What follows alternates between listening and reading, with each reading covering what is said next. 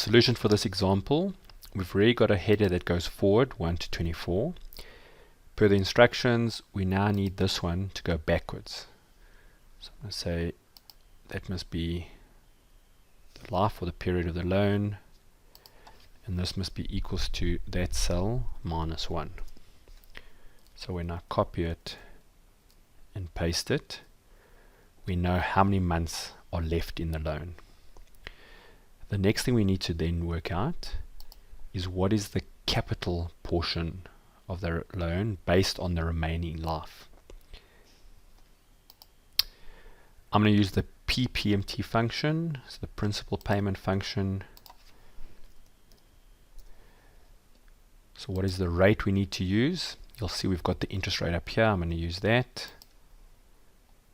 and divide it by 12. How many periods left in the loan? I'm going to use the countdown that we created.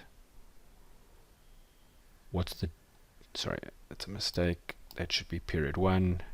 Number of periods is how many periods are left. No dollar signs. What's the present value? I'm going to say, just put in brackets, it's that plus this. Future value, I'm going to put 0 because we want to get it to 0. Type 0. So when I say OK, we're now given what the principal payment needs to be. Just go this way. Okay. We're then going to go and link up the amortization table because we now know that the scheduled capital repayment should be that. I should be able to copy it across. Okay, so far so good. And you'll see we've got our repayment amount, same amount. The benefit of this is now we've got the ad hoc payments. So if someone comes here and says, actually, I'm going to pay 40,000 early,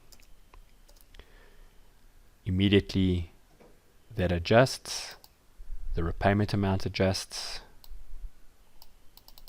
and we end up with 0. So we can actually go and maybe make a few more payments. And you'll see we end up in 0. And this ad hoc could even be a withdrawal. So let's take out 20,000 here. You'll see it has to adjust itself. You now have to go back to paying a little bit more. You get back to 0.